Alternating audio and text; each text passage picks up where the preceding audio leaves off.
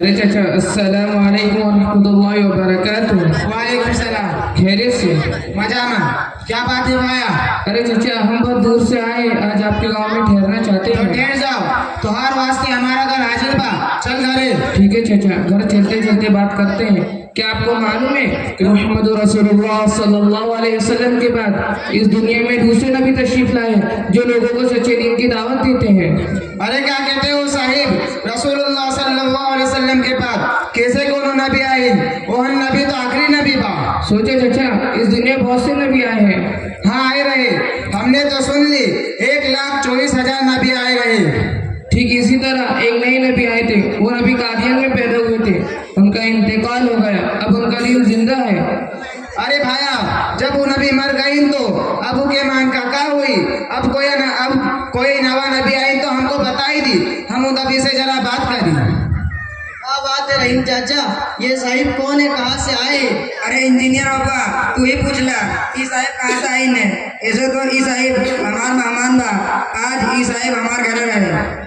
जी फरमाइए, आप कहाँ से तशरीफ लाए? जी मैं गोरखपुर जिले का रहने वाला हूँ, कादियान में मेरा घर है। मेरा नाम गौहर कादियानी है और एक नबी की तबलीग के लिए निकला हूँ ताकि उनकी दावत पूरी दुनिया में फैला दूँ। तो फिर खातमुन नबिय्यीन जो कुरान में लिखा है, उलमा तकरीर करते, मुफस्सिरीन तशरीह करते, ये सब नाउज़ुबिल्लाह बेकार की बातें। क्या इनका कोई मतलब नहीं? अगर इनका मतलब है तो नए नबी होने का सवाल ही नहीं होता। It is impossible mister Gauhar, you are wrong. देखिए इंजीनियर साहब, आपने इस आयत का मतलब बिल्कुल ही गलत समझा है। आयत बिल्कुल सही है और इसका मतलब ये है कि मोहम्मद रसूलुल्लाह सल्लल्लाहु अलैहि वसल्लम क्योंकि तमाम नबियों के सरदार और किंग है, इसी पावर और अथॉरिटी की वजह से आपने मोहर लगा दी है कि जिस नबी की नबूवत जारी होगी वो मेरे अंडर में रहकर जारी होगी, डायरेक्ट कोई नबूवत जारी नहीं होगी। यानी आपने अपने अंडर महतहती में रहते हुए बाकायदा नबूवत की मोहर लगा दी। अच्छा गौर साहब, आपकी बात तो मेरे समझ में आ गई। अब आप मुझे उस नबी का तारुफ यानी इंट्रोडक्शन कराएं ताकि मैं कुछ सोच सकूं। देखिए इंजीनियर साहब, वो नबी आबिद है, जाहिद है, रात रात भर इबादत करने वाला है, रोने वाला है, वो मुहद्दिस है, मुजद्दिद है। खुद अंग्रेज लोग इनके दर पर आते हैं और दुआ लेकर जाते हैं और आप अलैहिस्सलाम मुस्तजाब दावत नबी हैं। तो फिर हमें ऐसे नबी पर जरूर ईमान लाना चाहिए। फिलहाल मैं आपके हाथ पर बैत करता हूँ, हमीद मियाँ आप भी बैत कर लीजिए। नहीं बाबुआ, हमरा पहले तनिक सोचे के चाहिए, जरा मौली साहब से पूछब। ईदा का ई मौली साहब अभी पढ़ा थे, इसे बात कर। अरे रहीम नाना, कोई खास बात बाका है लगा थे कि इंजीनियर चाचा के रंग तनिक बच जावा। हाँ बेटा हमीद, गजब हुई गवा है। ई नवा साहब कहते हैं कि कोनो नवा नबी आई ने। क्या बात है साहब, आप लोग कहीं मिर्जा गुलाम अहमद कादियानी कान दज्जाल मक्का अरजानी हराम गोर की बात तो नहीं कर रहे?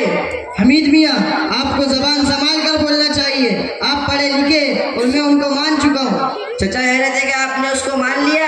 क्या आपको मालूम नहीं कि मजबूरी का नाम महात्मा गांधी है, इसलिए उसे बनाया गया? अरे चाचा, ये शख्स तो छटा हुआ बदमाश, चोट्टा, पक्का जानी, एक नंबर का झूठा था। हजारों झूठ बोलकर तो अंग्रेजों से पैसे ऐंठे हैं और बेशुमार झूठ दावाए नबूवत में बोला है जो तारीख के सफ़हात में मौजूद है।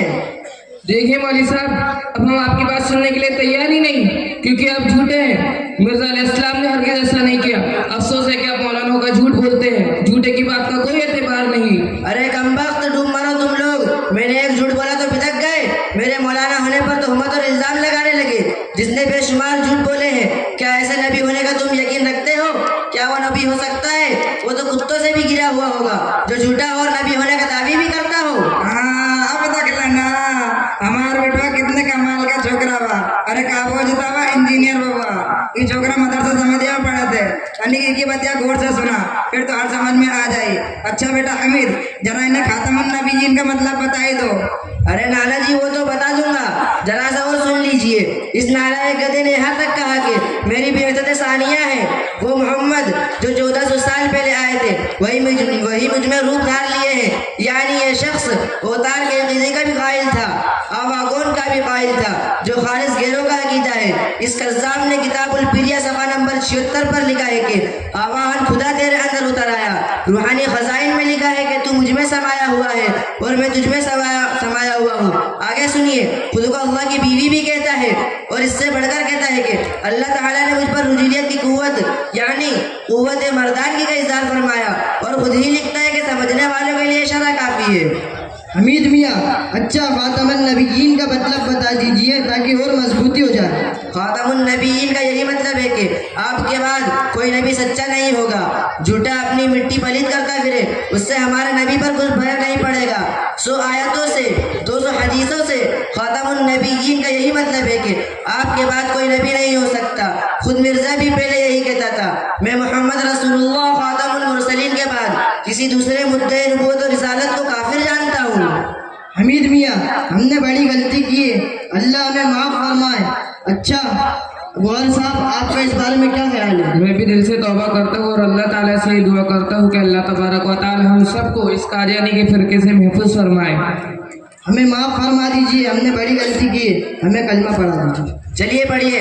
अस्तगफिरुल्लाह रब्बी अस्तगफिरुल्लाह रब्बी मिन कुल्लि ज़ंबिन व अतूबु इलैह मिन कुल्लि ज़ंबिन व अतूबु इलैह ला इलाहा इल्लल्लाह ला इलाहा इल्लल्लाह मुहम्मदुर रसूलुल्लाह। मुहम्मदुर रसूलुल्लाह।